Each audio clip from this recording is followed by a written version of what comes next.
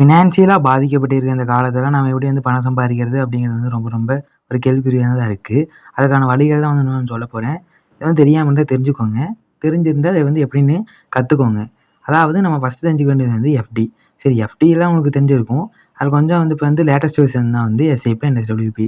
இது 2மே வந்து இப்ப வந்து நான் ட்ரெண்டிங்லயே இருக்கு. இத பத்தி நீங்க தெரிஞ்சுக்கோங்க. நெறைய தெரிஞ்சுக்கிட்டா, அது இன்வெஸ்ட் பண்ணி ஒரு 10 years after, 5 years after, 3 years after வந்து நெறைய வந்து பணம் கிடைக்கும். வந்து லைஃப்லயே செட்டில் ஆகுற அளவுக்கு கிடைக்கும்.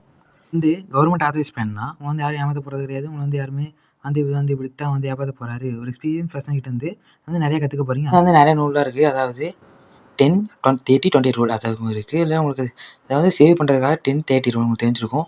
அதாவது என்னதுன்னா, நம்ம சம்பாதிக்கிற வந்து 10% வந்து நம்ம வந்து சேவ் பண்ணணும். ஒரு 20% வந்து நம்ம வந்து இன்வெஸ்ட் பண்ணணும். அப்புறம் வந்து 30% வந்து நம்ம சுயஒழுக்கத்துக்காக வந்து செலவு பண்ணணும். அதாவது நம்ம வீட்டு தேவைகள் அது மட்டும் கரண்ட் அது மாரி வந்து செலவு பண்ணா மட்டும் போதும். நீங்க வந்து நெறைய வந்து சேமிச்சா மட்டும் தான் வந்து நெறைய சேமிக்கணும். அத விட வந்து இன்வெஸ்ட் பண்ணணும். எவ்வளோ சேமிக்கணுமோ அத விட 2 மடங்கு வந்து இன்வெஸ்ட் பண்ணா மட்டும் தான் வந்து ஈஸியா வந்து பணம் சேமிக்க முடியும். சம்பளம் 10,000 இருந்தா கூட போதும்.